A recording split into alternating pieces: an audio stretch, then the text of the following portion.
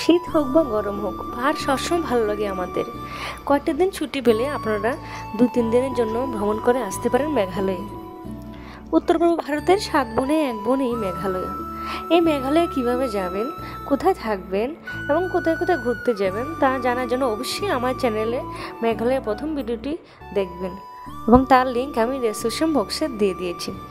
আমার চ্যানেলটি সাবস্ক্রাইব করে দেবেন ও ভিডিওটি ভালো লাগলে একটি লাইকও করে দেবেন। আমাদের মেঘালয় ভ্রমণের দ্বিতীয় দিনে আমরা সকাল সকাল বেরিয়ে পড়েছি ব্রেকফাস্ট করে গাড়ি বুক করতে। আমরা যাব চেরাপুঞ্জি বা শহরাতে। চেরাপুঞ্জি হলো মেঘালয়ের একটি শহর। চেরাপুঞ্জি মানে বৃষ্টির দেশ। বছরের অধিকাংশ সময়ে যেখানে বৃষ্টি হয়, বৃষ্টিতে সব কিছু সবুজে সবুজ হয়ে থাকে। আজ আমরা চেরাপুঞ্জিতে দেখব 7 সিস্টার ফলস, নোয়াখালীকে ফলস, মসময় কেভ ও eco park.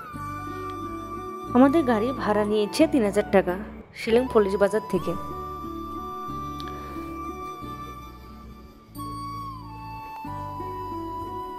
Seven sister false হলো 7 বোন মানে 7 জায়গা থেকে জলের ধারা পাশাপাশি ঝরে পড়েছে, তার জন্য নাম হয়েছে 7 সিস্টার ফলস।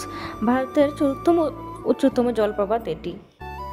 ইকো পার্কে এন্ট্রি ফি 20 টাকা। এখানে 7 সিস্টার ফলসে একটি জলের ধারা দেখা যায় এবং সুন্দর বাচ্চার জন্য খেলার ব্যবস্থা আছে।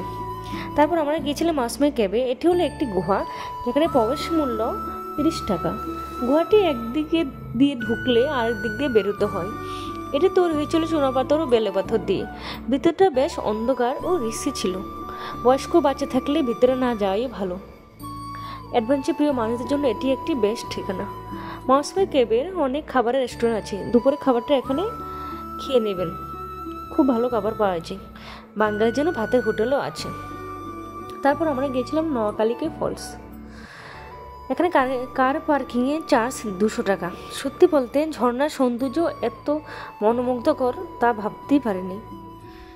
প্রত্যেকটা ঝর্ণার নিজস্ব সৌন্দর্যে উদ্ভাসিত। নোয়াখালীকার ফলসের ঝর্ণা এত সুন্দর যে তা বলার ভাষা নেই। সুউচ্চ পাহাড় থেকে গভীর গিরিখাতে পড়ছে এই নোয়াখালীকে ফলস। এটি ভারতের 2য় উচ্চতম জলপ্রপাত। প্রথম যখন গিয়েছিলাম আমরা কিছু দেখতে পাইনি, পুরোপুরি মেঘে ঢাকা ছিল, কিন্তু মুহূর্তের মধ্যে পুরোপুরি ক্লিয়ার দেখতে পেলাম। আপনারা এখানে গেলে একটু সময় নিয়ে যাবেন, তাহলে ঝর্ণার সৌন্দর্য ফিল করতে পারবেন।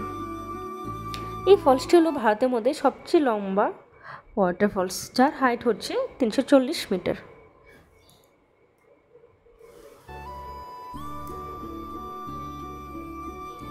এলিফ্যান্ট ফলস ও নোয়াখালীকা ফলসের একটি হিস্ট্রি আছে। কেন এর নাম হয়েছে এমন, এটা আমি আজকে আর বলবো না। পরবর্তী সময়ে আমি এগুলি আলাদা আলাদা করে ভিডিও বানিয়ে আপনাদের সাথে শেয়ার করব। আমার ভিডিও যদি ভালো লাগে থাকে প্লিজ আমাকে কমেন্ট করে জানবেন। Thank you for watching my video.